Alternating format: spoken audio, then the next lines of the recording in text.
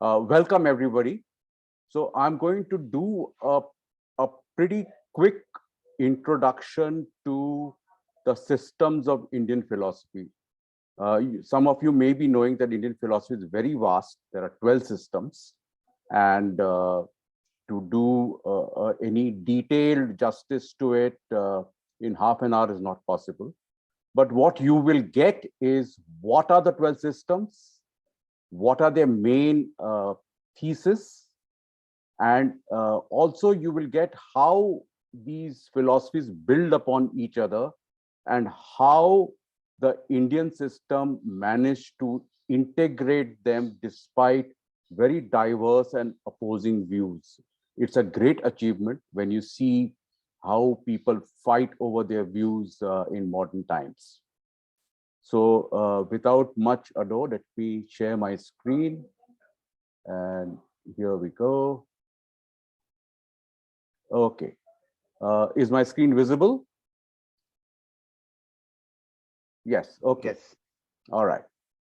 So this is, as I said, introduction to Indian philosophy. To begin with, I'll just give you a insight into the Indian texts, because everything we do flows from these texts. So there are the 4 Vedas, which are the main texts: the Rig, Yajur, Sama, and Atharva. Each Veda has got 4 sections. The first section is Samhita, which has the actual shlokas. The second section is the Brahmana, which is the Karma Kanda, which are all the rituals, the homas and the yagnas. All those are detailed over here. So a detail like what should be the configuration of the homa yagna, who should be the yajman, when do you do this, etc. Then the third section, Aranyaka, which is a contemplation on the karma. Why are you doing this karma? So through contemplation, you're purifying your mind. And finally is the Upanishad, which is the jnana, which is the essence of philosophy in the Vedas.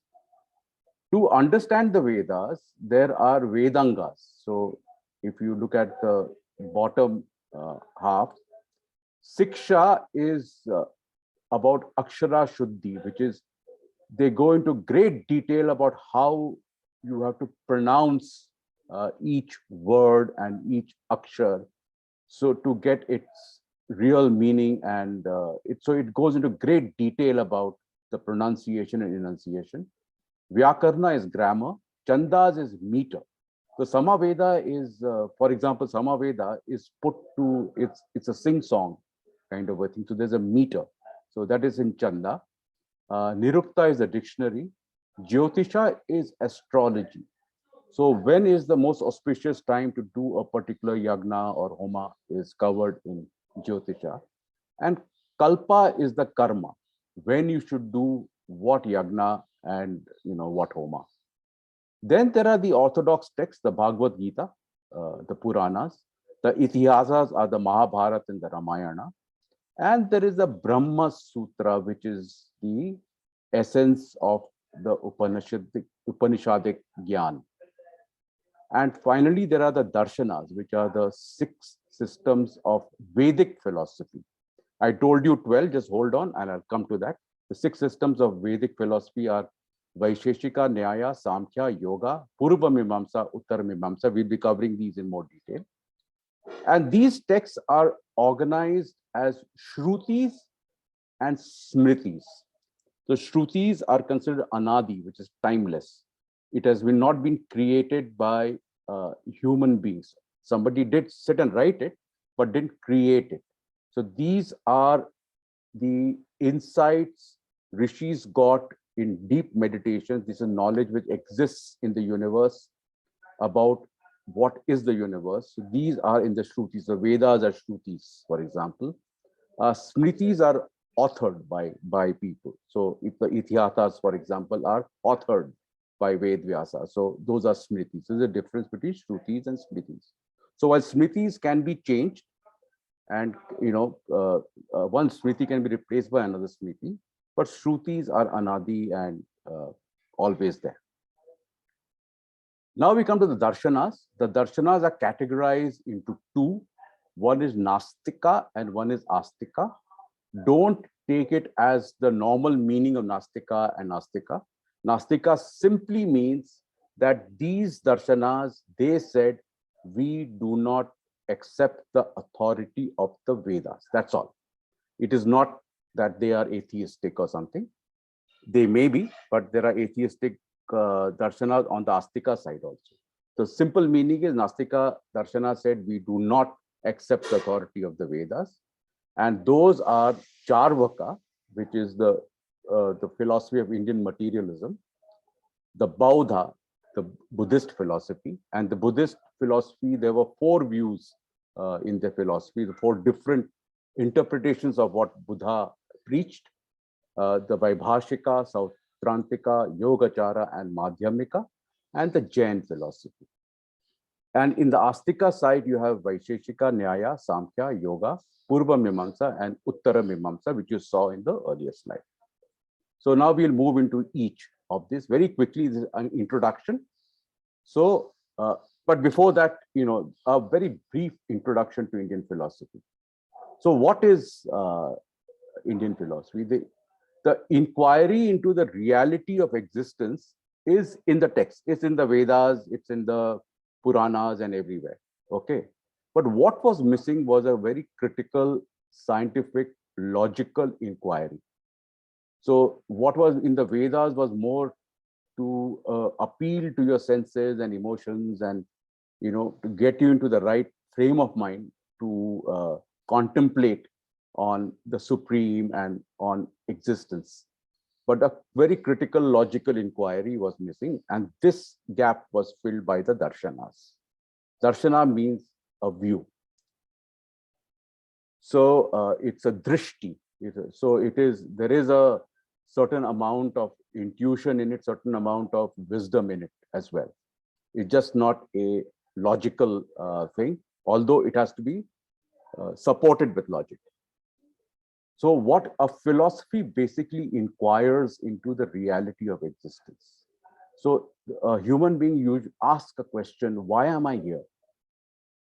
Was I created, not created? Is there a bigger reality outside this world?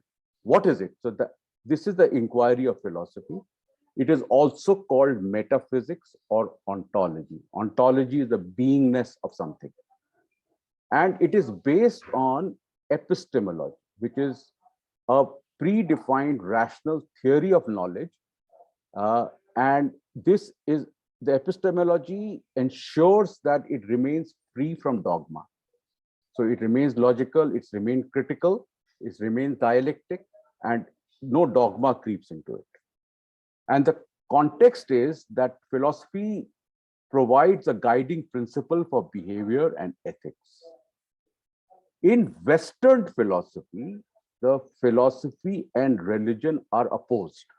So there's a long history of a fight between a very regressive, dogmatic religion, both Judaism and Christianity, and Western philosophy. So philosophy and religion are opposed. While in Indian philosophy, the philosophy and religion are harmonious. So this is a big difference. Also, the intense spirituality of Indian religion has enabled it to withstand the ravages of history. So this is a very brief introduction to Indian philosophy. Now, the Darshanas have many differences, which we'll see, but they also have commonalities. Except Charvaka, which stands apart because it's a philosophy of materialism, all the other Darshanas, they have the following main things in common. One is they all insist on the test of reason. So there are arguments, and if your thesis is not reasonable, it is rejected, and they agree to that.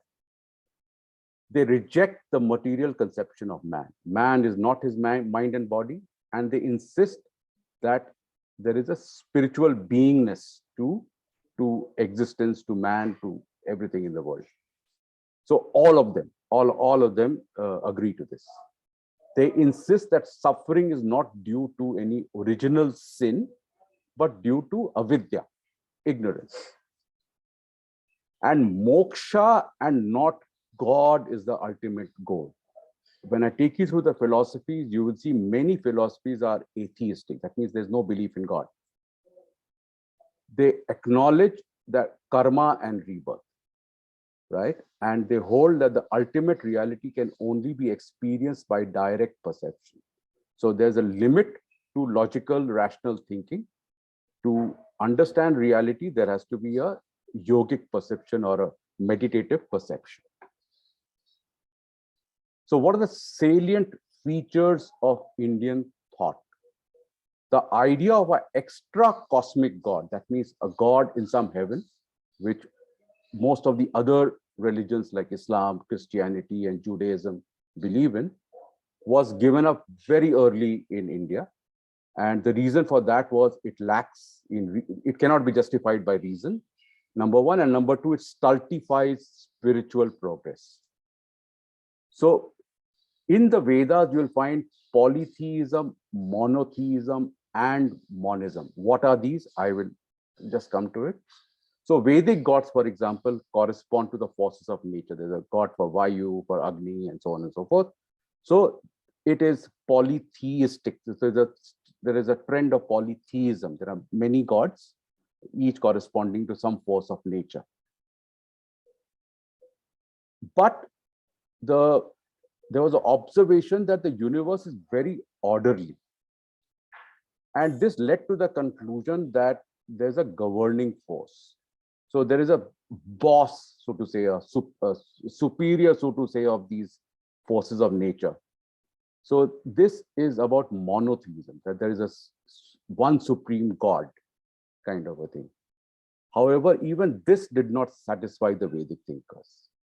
So they had to intuit a force that permeates the universe, that forms the base, the substratum of the entire universe.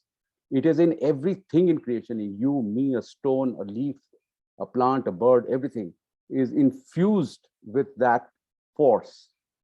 And that is the monistic idea, that the Brahman, we will meet this term as we go along. Brahman permeates the entire creation. The creator and creation are one. And this idea is the hallmark and the greatest contribution of Indian religious thought. So let's start with Charvaka, which is Indian materialism. So the original texts of Charvak have not survived. So what we know about Charvak is from the criticism of other philosophies of Charvak. So we don't know, but they say either Rishi Charvak or a Rishi Brihaspati, either one of them was the founder of the Charvak. And the Charvak came as a reaction to, there was a time when there was a spiritual decay and a moral drift in Indian life. So there was a time, 2.5, 3,000 years ago, when people began to do the rituals, Homa Yagna, very mechanically. The deeper meaning of that was lost, and the Brahmins at that time couldn't guide the people properly. So there was a moral drift. And it was at that time that Charvaka came as a materialistic reaction. And it achieved the purpose of shaking things up. So from that place, things began to improve again. And the whole morality and spirituality came back into Indian life. So it achieved that role. So, and the lesson really from Charvak is that whenever spirituality decays, whenever ethics decays, materialism takes root. You can see this in the world today. Okay. Charvak posit that what you see is what is there. That is matter, what you see in the world, matter is the only reality. They say consciousness arises at a certain level of complexity of matter, where the matter aggregates. And they give the example of, an inebriating liquid is created from ingredients not themselves inebriating. So matter itself is not conscious, but at a certain combination and certain level of complexity, consciousness arises. Is their theory. It is heavily criticized, but it's their theory. And a lot of modern science also speculates on in this like this. So they say there's no heaven, no hell. Therefore, eat, drink, mauj karo, make merry, and death is the end. So ये पंडित वगैरह के चपेट में मत आओ. Just enjoy your life, lead a good life, and when you're dead, you're dead. So although it is hedonistic, it is enjoy the pleasures of life, but it is one thing to be remembered. It's not crude, nor is it unethical. So they were not crude materialists, they were philosophical materialists. So aesthetics, ethics was part of their system. It's not that they were unethical or not aesthetic, okay? But they believed that this is all there is and enjoy life. And it is not at all surprising that all other schools lampoon the Charvaks, all right? So this is a very brief introduction to Charvaks. Now we'll come to the Bauddha teaching. And we will see this in kind of two parts. One is the teaching of the Buddha himself, and one is his followers. They came up with the philosophies of Buddhism. Buddha himself never gave a philosophy. So Buddha rejected ritualism or the karma kanda, the homa, yagna, sacrifice, animal sacrifice, all that stuff he rejected. But this is important because there has been a lot of modern day leftist Marxist influence which says Buddha rejected Vedas, which is not true. He did not reject the Upanishads. He did not reject the Upanishads. This is very clearly to be understood. He had a distaste for philosophy, and therefore he never proposed a philosophy. His point was that the human being is drowning in samsara, in the suffering, and he needs a hand of rescue. When he's drowning, you can't tell him speculate whether there is God or no God in philosophy. In fact, philosophical discussion distract from the goal. So his point was, there is suffering and there's a way out, and I'll tell you the way out. That's all. So he came up with the famous four noble truths. The first noble truth is there is dukkha. Life is dukkha. Life is suffering.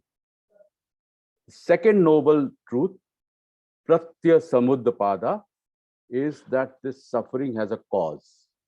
So he went into a great detail of what the cause is. There are 12 steps to the cause, but without getting into too much, is that you don't understand that the world is impermanent because of avidya, and therefore you get involved in worldly pleasures, which gives you karmas. And because of the karmas, there is a consciousness, that we get a mind and consciousness, and you get sense organs, so therefore which takes you more towards objects. You develop a desire for objects, and that gives you the will to be born. And once you're born, you're in suffering. So this is the second noble truth. The third noble truth is that suffering can be removed by removing the cause. And the fourth noble truth is there's an eightfold path which he prescribed, which you can club in wisdom, right conduct, and discipline. So if you do these three, if you follow the eightfold path, you will come out of the samsara or suffering. And about Nirvana is a very interesting thing. His idea of Nirvana is very, very good. He says samsara, which is that means, you are in this world because that flame is kept alive by desires. When desires disappear, there is no feeding the flame, and it extinguishes into the vast universe, leaving not a trace of your ego identity. So in Nirvana, you extinguish. There's no Atul Sinha, Rajiv Anand, nobody. That whole idea of your ego self disappears and you extinguish. However, he maintained a silence on what is Atman and what is Nirvana. He was asked, Atman kya hai? Chup. Nirvana describe chup. So therefore, Buddhism is considered agnostic because it didn't talk about the soul and didn't talk about Nirvana or moksha. So it's considered an agnostic religion. But the truth is, Buddha just maintained a silence. He didn't say there is, there isn't, nothing. Huh? And it is also known as the Anatma philosophy. That means it doesn't believe in the Atman. Now, as I said, the time came when people were writing their philosophies. So the Buddhists also had to write a philosophy. So the Buddhism, as you know, divided into Hinayana and Mahayana. The Hinayana were the more conservative ones, and the Mahayana were the more liberal ones. So Hinayana is like Sri Lanka, Thailand, all those areas are Hinayana. Mahayana is Tibet and such like. Okay. So one philosophy was Vaibhashika. So this is how they interpreted the Buddha. They said the incessant change is the sole reality. There's nothing permanent. And beyond that is Shunyata, a void, right? There's also a philosophy of realism. That means there's no difference between the world as it is and as seen by the mind. So it's not that you're projecting a world, jo aap dekh rahe, wahi dunya hai. It's also pluralistic. That means there are many realities. So Vayu is a reality, water is a reality, earth is a reality, and elements are all real. There are multiple realities. Then they have a very interesting idea of Shanikavada. That means this whole flux, what they call the incessant change, is a flux. It is made of point instants. So at every moment, you are creating your reality, and moment by moment, it is linked. So the first moment is a cause, the second moment cause, the third moment, and so on and so forth, right? So it's called Shanikavada, momentariness. It's a term which is quite well known, connected with the Buddhists. And there's no Atman, there's only the Chitta, the mind. Okay. The Sautrantika went very much similar to Vaibhashika with one major difference. They said that the external objects not perceived directly, but inferred from perception. That means what you are seeing outside is not actually what you're seeing outside. Your mind is inferring that from a certain complicated process of image in the mind. Okay. So knowledge, therefore, is representational. You're seeing a representation of what is actually. It's like you're seeing New York in a movie. So you're seeing a representation of New York. All right. And the past, present, and future are all real, and therefore they reject Shanikavada. Shanikavada is momentariness, so there's no past, there's no future, only present, one present, another present, so on and so forth. They said no, past, present, future is a line, and therefore they reject Shanikavada. The main criticism of this these two is, how can you have a relative without a permanent? The very fact that you have something relative, something is moving at a certain speed. So to understand it is moving at a certain speed, you must have something which is not moving at all. So you need something permanent. So this is a philosophical argument against this theory, number one. And number two is, without Atman, consciousness not explained very well.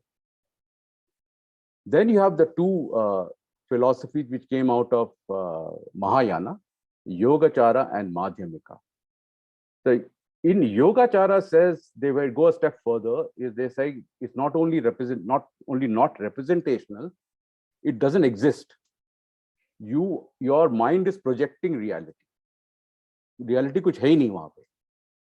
So and it's only Vijnana, which is consciousness, which is projecting the reality. And that consciousness is continuously changing. They call it Alaya Vijnana. And the criticism is that they figured out that a need for a consciousness, a need for an Atman, so to say, but they fell short because they were constrained by the no Atman of Buddha. So they gave it some complicated thing about it's a stream of consciousness rather than a permanent consciousness. Madhyamika is a fantastic, it was argued by Nagarjuna, and Nagarjuna was one of the most brilliant philosophers India has produced. There's no doubt about it. Nagarjuna, Shankara, Ramanuja, these are, and Kapila, these are great guys. So Nagarjuna, what he articulated is the most subtle, refined, and closest to the teaching of the Buddha. He says that knowledge is that of nama rupa. So whatever you see is a name and a form, but essentially it is empty. Essentially, there is emptiness to that name and form. You can never know what the reality of that name and form is. And the failure to distinguish this emptiness is what is the cause of suffering. So this impermanence, the emptiness, you don't see it as empty, and therefore you suffer because you get involved in this emptiness. And he posited that the existence is empty, but he did not entertain any view, theory, or philosophy. So he says, if the moment I give a philosophy, it becomes dogmatic.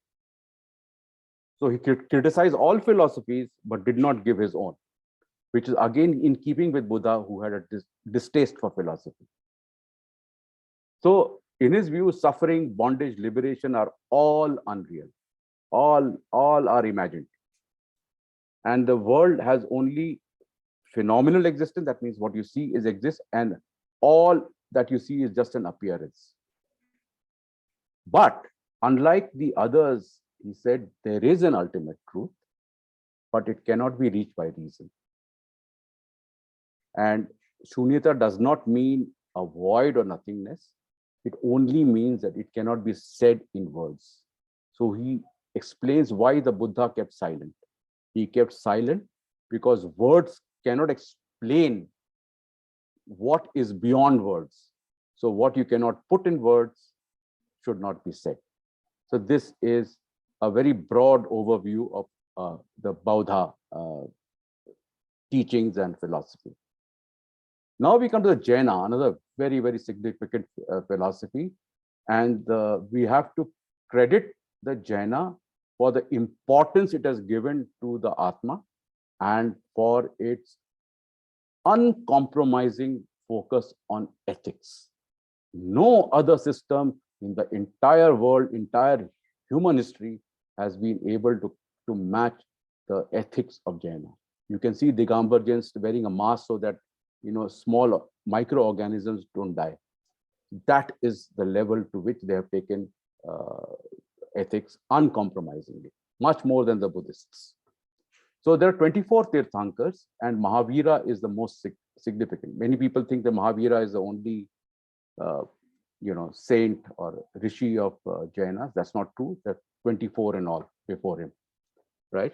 And they have a very well-developed theory of knowledge. It's called Syavada. Basically, they say that all knowledge stems from a standpoint. And you can see it today. If you watch a TV debate, you know that this person is coming from this standpoint, that person from that standpoint, and so on and so forth. And therefore, all knowledge is partial. We are incapable of seeing the whole reality. We can only see partial reality. And that is the root cause of conflict. And then they go further to say that such knowledge can be categorized into 7 categories. I don't have time to go into 7 categories, but Sapta Bhangi Naya is something you could look up if you are interested. They have an extreme focus on ethics, as I said, and they reject all theories of creation and creator, because with the moment you have a theory of creator, you run the problem of why is there suffering? Why did a creator create suffering? So they reject that. They said that the world has always existed. So they are an atheistic religion.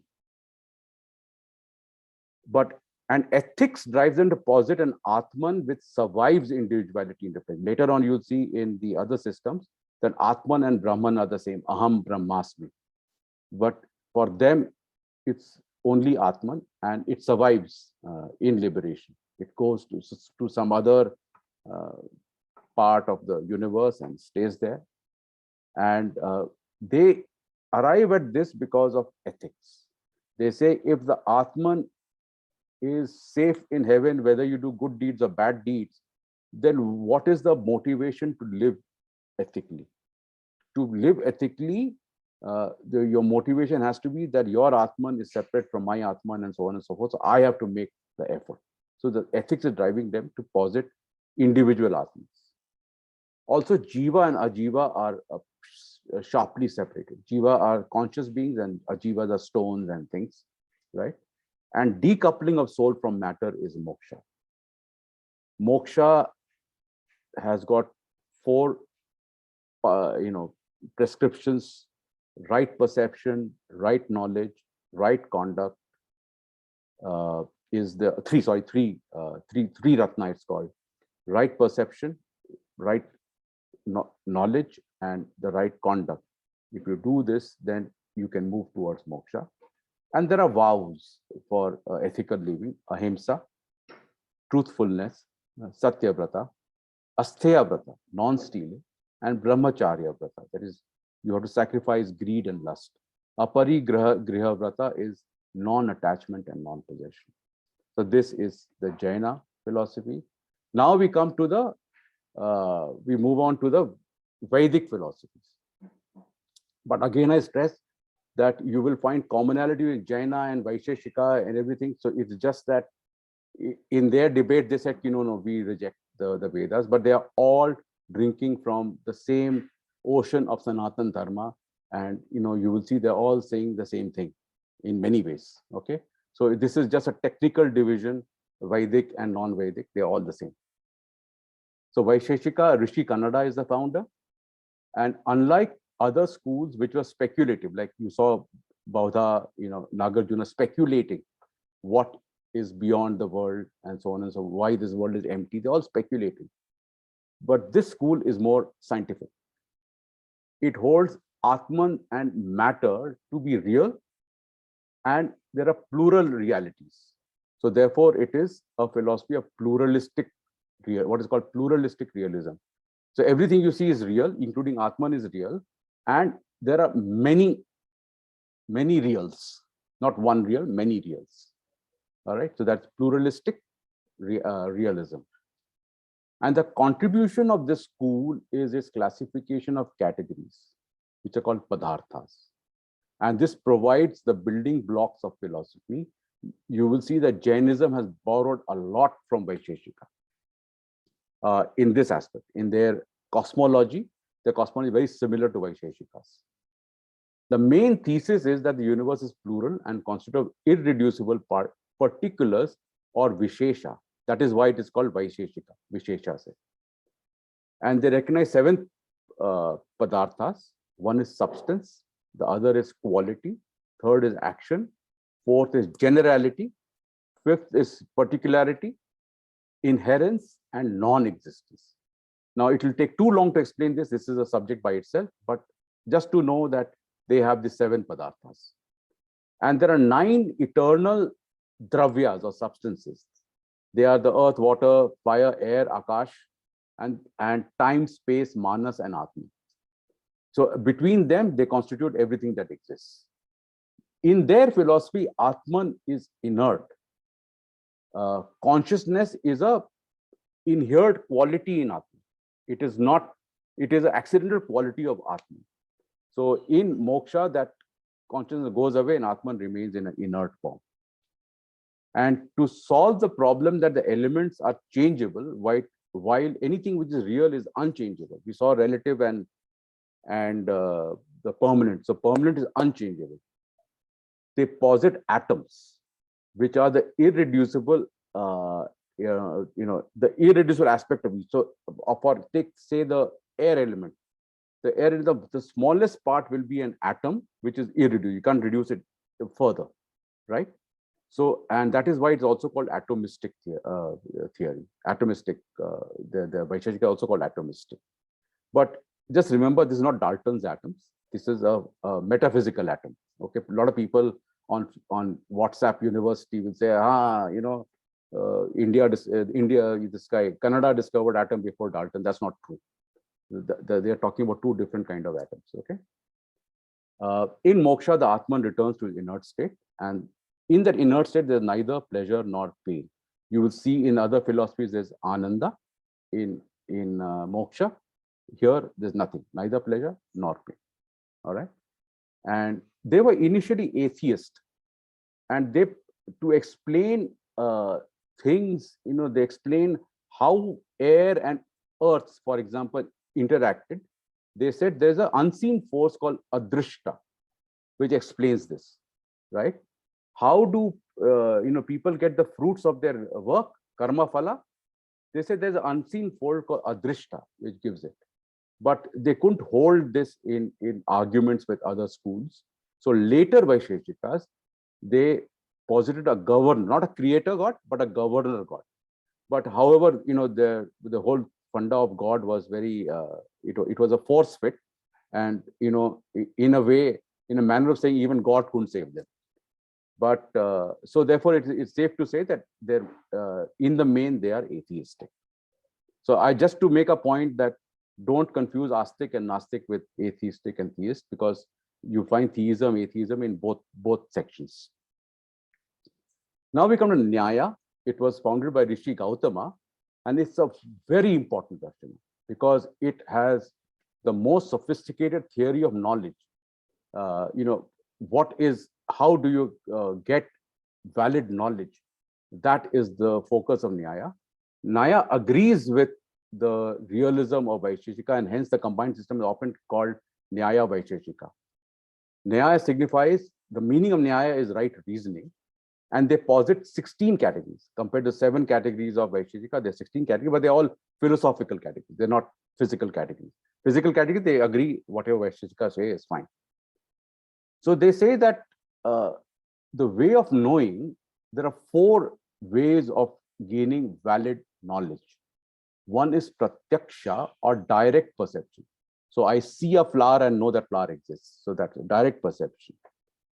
I hear thunder and I know thunder exists. So it's direct perception. Second is anumana, or inference. I see smoke coming out of a hill and I infer that the hill is on fire. Upamana, or comparison. I am told that a ox looks like a cow. I have never seen an ox, but I see a ox and I say, hey, this is not a cow, but looks like a cow, so it must be an ox. So upamana, from comparison.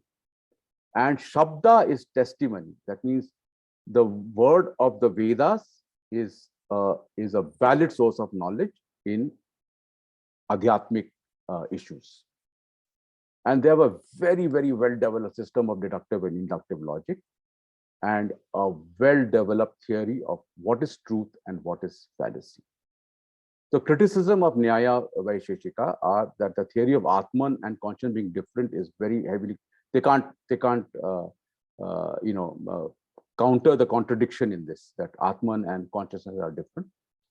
And the fact that they see Atman as another object, because they were a very empirical, what they saw, they felt was reality, is also untenable. And how can multiple absolute realities interact is an objection which they cannot counter. So, for example, you and I are interacting because I have knowledge of philosophy. You have a desire to know philosophy. So there is we can interact. So there's a relationship. If you also knew exactly what I know and I also know exactly what I know, then there's no point to it. There's no way of interacting. So absolute realities cannot interact is a very important objection. Now we come to Samkhya. Kapila was the founder. Vivekananda has said Kapila was the greatest philosopher this land has produced. In the Bhagavad Gita, there's a shloka where Krishna tells Arjuna that amongst the rishis, I am Kapila. So he's held in very high esteem and the great father of metaphysics. So he came up with a dualistic system. He improved over the pluralistic system of Vaisheshika. And he says there is matter and there is consciousness. So it's a great improvement. Although this, he could not reconcile the matter and consciousness into one, but his, which was criticized, but his evolution of Prakriti, how does this world come into existence and how does it go back?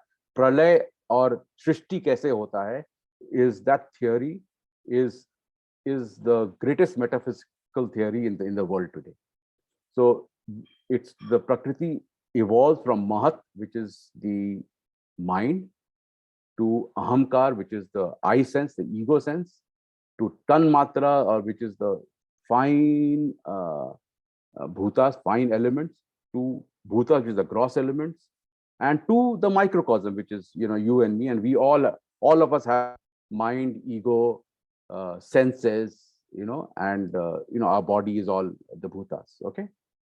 And the theory of guna, sattva, rajas, tamas, is elaborated in Samkhya.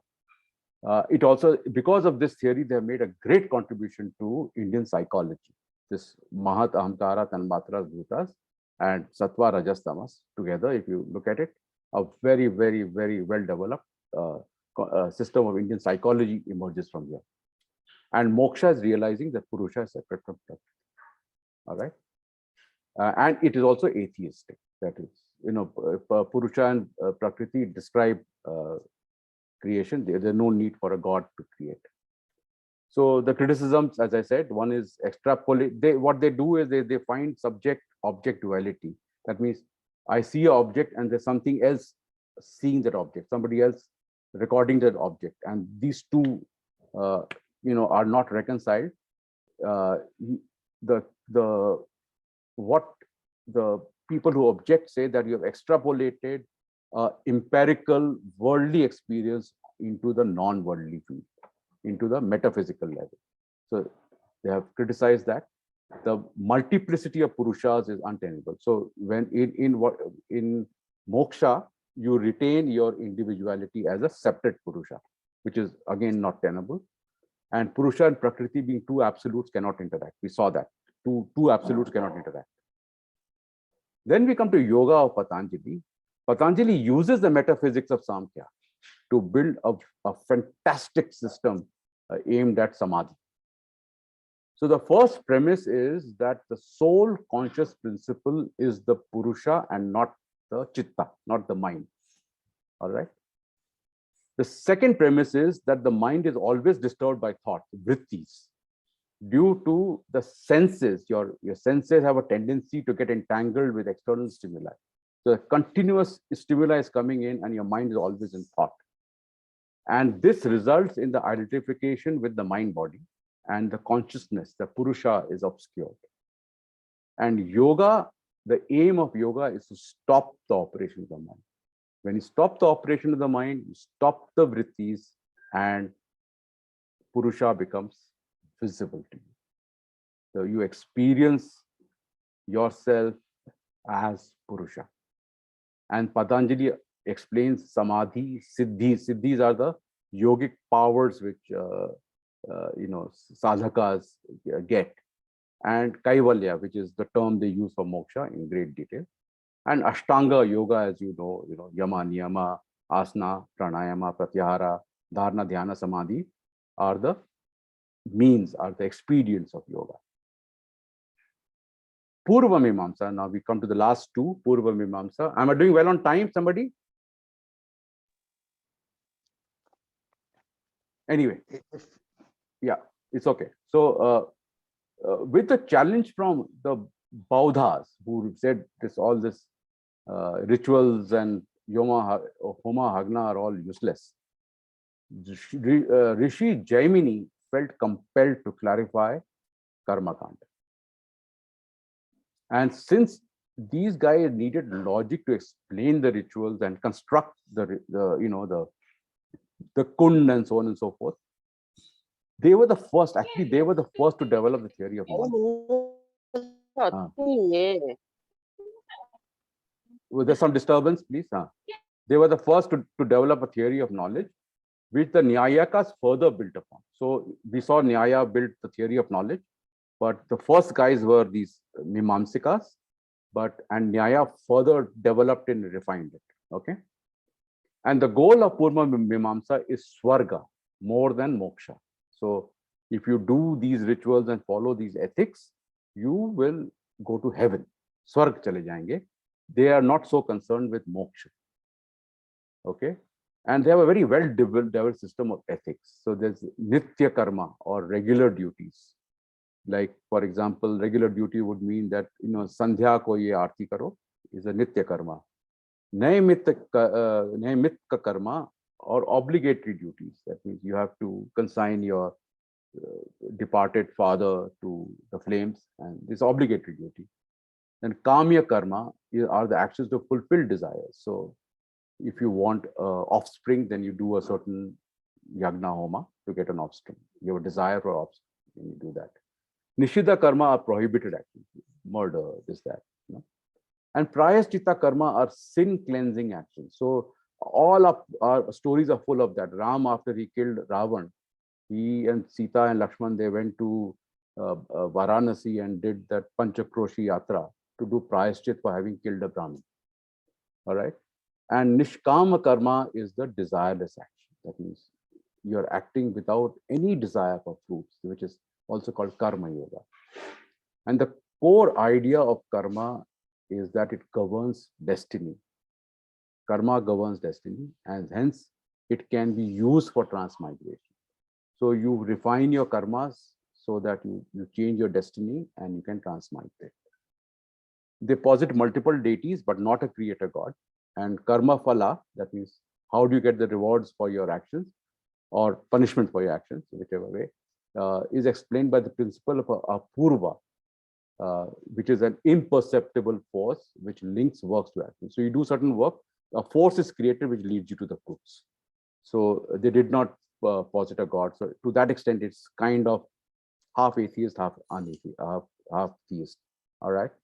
And but the main thing about Mimamsa is, one is that they have clarified Homa Yagna, how to do it, A, and when to do, and the whole thing. And B is their theories are very important to Hindu laws. So you remember this. It's a very important thing. Now come to Uttar Mimamsa. Badaryana, or also called Ved Vyasa. The Ved Vyasa is the one who wrote Mahabharata and all. They wrote the Brahma Sutra, or it's also known as Vedanta Sutra. And this forms the foundation of Advait Vedanta. And Vedanta unifies reality at a metaphysical level. We saw in Samkhya, Purusha and Prakriti are two different absolutes. Vedanta unifies them. And Badaryana says that the world is not an illusion, but a positive something originating out of, existing in, and dissolving into Brahman. So Brahman se nikalta hai, Brahman mein rehta hai, aur Brahman dissolve kar jata hai. So Brahma, Vishnu, Mahesh is a Puranic representation of this idea. Then he says that the world is due to Brahman Sankalpa, and it is his Leela. So this, you hear, see, sab Bhagwan ka Leela hai, it comes from here. All right. And suffering is explained by karma, not by Brahman. Karma, your own karma explains your suffering. And ethical discipline makes the aspirant fit for receiving Brahma Jnana, the moksha knowledge. And Badaryana wrote very terse verses which needed interpretation. But the chief amongst them was Shankara, who wrote Advaita Vedanta, Ramanujacharya, who is associated with Vishishta Advaita, and Madhavacharya of Dvaita. So, but while Shankara is associated with Advaita, there are very illustrious predecessors, such like as Vashishta of the Yog Vashishta fame, and Gaudapada. So very quickly, Advaita and the other two. So it says that empirical knowledge, that with your mind and your senses, you cannot apprehend reality. If real is one, because they say reality, ultimately everything boils down to that one reality is one, and there's no distinctions in it. So knower, known, and knowledge which is there in the empirical. In the world, you see the flower, which is the known. Your mind is the knower, right? And the knowledge that, oh, that's a flower, are three different things. But in reality, it's all one. And why is that so? Is because of avidya, ignorance. You're ignorant about the real nature of reality.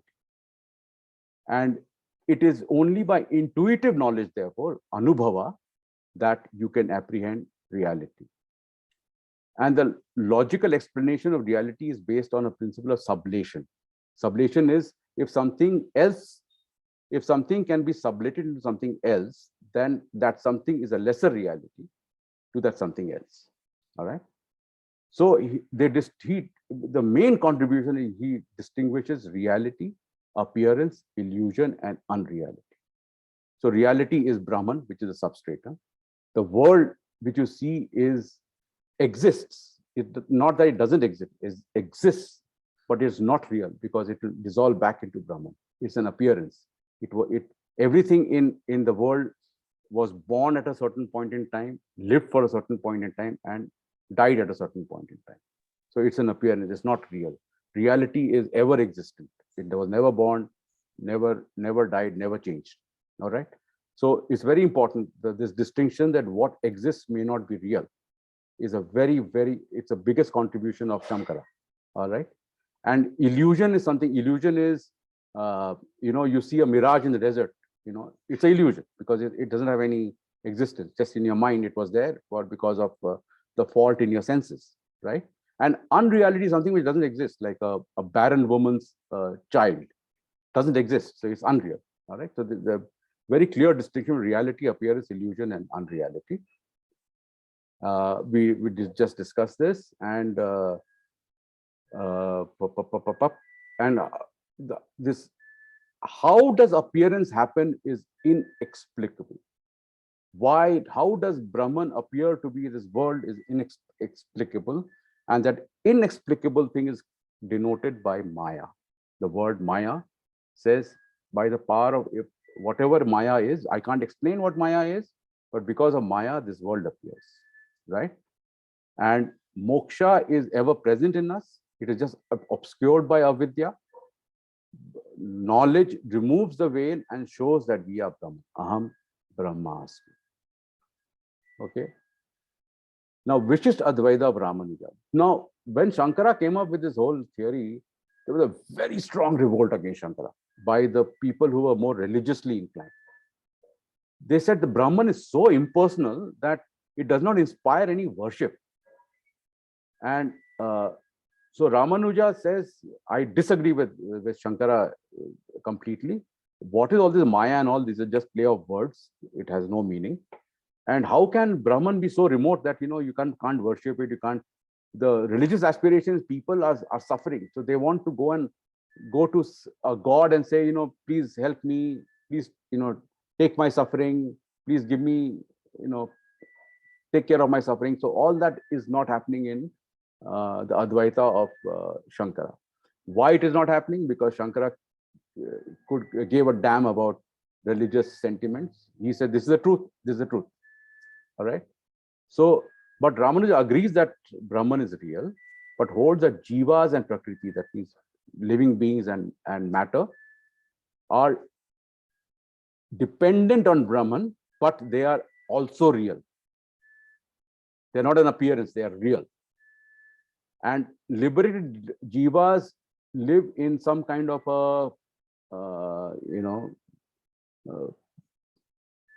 they coexist with Brahman, but they don't merge in Brahman. They are not Brahman. They don't come to Aham Brahmasmi. Okay, they continue the individual existence. And so basically Ramanuja's theory is thus Advaita with some Vishesha, some qualification, and hence the name Vishishta Advaita. And his route to moksha is bhakti.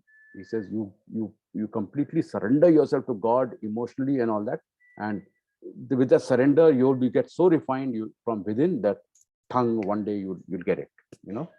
And theologically, Vishnu is the supreme God. Dvaita of Madhava. Madhava provides the fiercest objection to Shankara. He says that Brahman is, his theory is that the Brahman is the only independent, Swatantra. Everything else is dependent, Paratantra.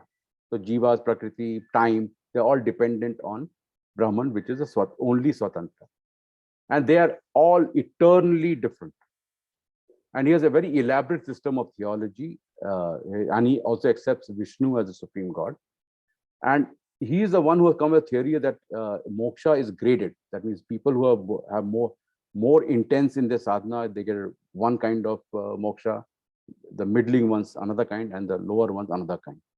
And moksha is of, again, like Vishishtadvaita, fellowship with God and not a merger. All right. So before I close, just very briefly, the problems of philosophy and religion. Philosophy is an unconstrained by sentiments and hence sound in its thesis. However, its very soundness goes against religious aspiration. I talked about that. So philosophy confronts the limitations of logic, gets an intuitive understanding, but after that, it explains that with reason, which is a tough task. And they do the best they can, but it's a tough task. This is some of the problems of philosophy, that it kind of does not satisfy religious aspiration. And we saw that when they explained Maya, Ramanuja objected it's just a play of words, so it's a tough task. You saw in Buddhism also, Buddha said, keep quiet, because I can't express what is moksha, nirvana. I can't express what is Atma. All right. Religion, however, requires that God and man are separated, because this is required to facilitate surrender to a God different from you, a worship, succor, and bhakti. But that in itself is not a problem, since it can be then dismissed as dogmatic, as with, say, the Abrahamic faith. If you go into Abrahamic faith, you can say, there's no logic to it. The problem is that the bhakti is a legitimate route for liberation. And religion's role in moksha cannot be brushed up. There have been so many examples of Narada Muni, so many examples of people just by bhakti. Ramakrishna, only by bhakti marga he has achieved, moksha. So it's not dogmatic. I mean, there is something to bhakti, something to religion, which is a very valid route to moksha. The problem is that the philosophy is sound but makes God remote. Religion is touchy-feely but philosophically unsound. So it is enough to point out that the problem and accept that it will remain unsolved. Finally, relevance of Indian philosophy. So as we say, the Abrahamic faith declare that the existence of an extra cosmic God. And how do we know it? Because through the God's revelations through prophets, and it is codified in books. And this leads to two problems. I'm seeing it from very critically. I don't want to hurt anybody's sentiments. This is just a critical view. One is it becomes dogmatic, and two is it is exclusivist. That means this is the only true God, all other gods are false, right? And this has two consequences, which we know in world history. One is violent persecution, and the other is the complete stultification of the spiritual urge. So it says, just believe this and do this, and there's nothing to there's no process to satisfy the spiritual urge in people, right? And the fallout of such a dogma is historicism. Let me explain this. So the Abrahamic faiths see history as an unfolding of God's will. So God through history is taking you to a certain direction.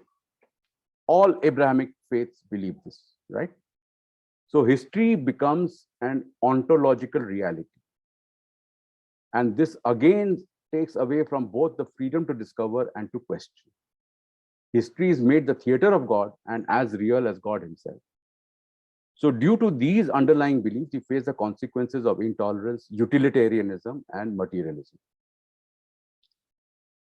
Dharma, on the other hand, abhors dogmatism. It seeks philosophical truths with freedom and without fear. It reconciles and coexists with diverse and often opposing views. It resolves issues through reason and debate and not violence. And fundamental to it is the quest for spiritual growth and self-transformation, missing in dogmatic cultures. And Dharma says time is in the realm of Maya. So if time is an appearance, so is history. History is nothing but time. So it is part of lower knowledge, apara vidya, and not divine reality. And therefore, it cannot provide any informative insight. It doesn't have a reality. So now the Abrahamic faiths offer a dogma, while science is in the realm of empiricism. Science deals with what you can experiment with. And therefore, there's no room for intuitive knowledge. It's not that somebody following the faith will not get intuitive knowledge. I'm talking about the faith itself. And therefore, the only escape is, is materialism. But Dharma holds the key to self-transformation, deep insights, inclusiveness, and tolerance. Thank you. Manish bhai, you can please. Oh, what have I done? So my first question was the very interesting. Let me just, have I got out of the share screen? Is my screen still being shared or I'm out of it? No, we can see your video, not your screen. Oh, okay, then it's fine. So, Tell me, sir. So my first question was, you talked about Shruti and Smriti. So could you sort of give us some good examples of what are Shruti texts and what are Smriti texts, and how they are different from each other in terms of the classification? Excellent question. So the Vedas, for example, are the Shruti texts, right? Bhagavad Gita, although it is written by, you can identify Veda Vyasa wrote it, but basically he summarized the Vedas, the Vedic knowledge. So therefore, it is sort of considered as also a Shruti, the Bhagavad Gita. But basically, Vedas and Bhagavad Gita are the Shruti texts. Smriti texts are of two kinds. The Itihasa, Mahabharata, Ramayana, and all are Smritis, written by people to, convey the message of the Upanishads. Also, there are other Smritis, which in today's language would be called constitution. So, for example, Manusmriti, the famous Manusmriti. And after Manusmriti, there were two other Smritis, which talk about the code of conduct, behavior, laws, and stuff like that, right? And so this broadly, I think, should answer your question. So, so to that point, say where would be the Puranas fall, for example? So Puranas would fall as Smritis because there is a author to it, and those are stories of the Upanishads told. Upanishads told in stories. So it is a Smriti, but if you study it deeply, then it reflects the Upanishads. And Dharma Shastras, will they be considered? Dharma Shastra will be a Smriti.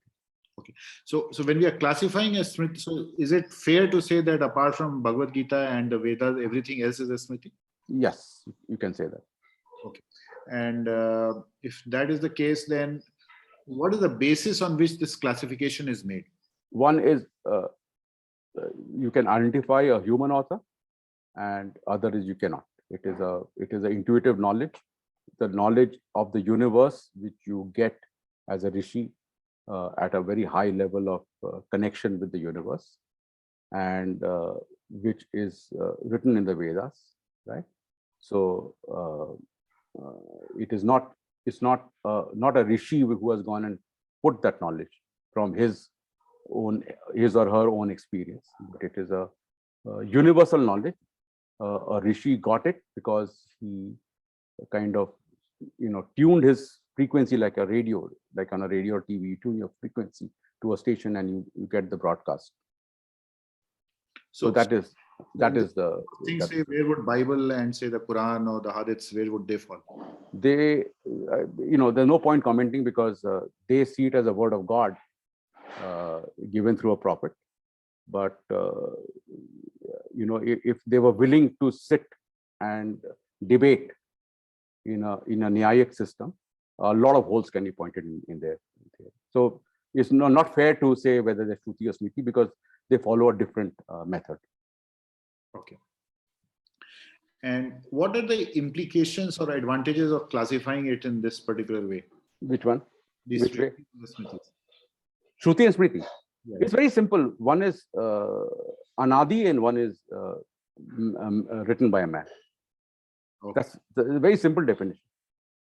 Only Bhagavad Gita falls in between because although it's written by Ved Vyas, but basically is a summary of the Upanishad. So you can consider it. Technically, it is a Smriti, but you can consider it as a Shruti. So we keep hearing in popular media that Vaishiki by Rishi Kannad is more of a scientific document rather than a philosophical document. Is that? Well, it's true and not true. What happens is if you talk to a very lay person, then science has a different meaning. We are losing your voice. What I'm saying is, can you hear me now? Now we can hear. So what I'm saying is what you said is both true and not true. And I'll explain why. One is that when you say science, it has a certain meaning to the modern person. It means that you have a hypothesis, you do an experiment, and you prove or disprove your hypothesis, kind of a thing. You put a hypothesis and prove it or not prove it. So that is broadly what science is. However, so in that sense, Vaisheshika is not a pure science, number one. Number two is that their atomic theory, Pramanu theory, is not Dalton's atom of protons, electrons, and all that stuff. It's totally different. It's a metaphysical atom. It is that he was trying to conceive of what is the most indivisible part of an element, and that he defined as an atom. And that theory goes on to say, air atom is different from water atom, and so on and so forth.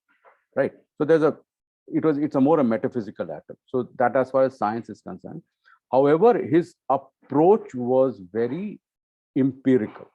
So he saw air, and he saw water, and he saw earth, and he saw space. And he said, well, what is the reality behind these? Right. So that was his inquiry. His inquiry was in that direction. So that's a very loosely, you can say his metaphysics was based on physics, but it's a very, very loose. If you get very exact, then there are problems. By any chance, have you had an opportunity to go through some works of Professor Subhash Kak, because he referred to Vaisheshika, and I'm told that he's writing a book which relates some of concepts in modern physics to Vaisheshika, and I don't know whether you had a chance to. No, I have not, but Subhash Kak is a very good scholar, so I'm sure he will. So a lot of physics draws from, like Schrodinger, for example, was was into Advaita. So a lot of these quantum physicists have been inspired by Advaita, Schrodinger, Tesla, and so on and so forth. So there are lots of books. The famous book by Fritjof Capra, The Tao of Physics, draws very much on Buddhism, Advaita. So yes, so I have not gone through that book, but I'm sure Subhash, I trust Subhash, he's a very good scholar. So I'm sure he will find commonalities. Okay. It's not my area of expertise. I have not studied science. I have not studied with the intention of comparing physics with Advaita or Vaisheshika or whatever. I've just studied Vaisheshika and all on its own.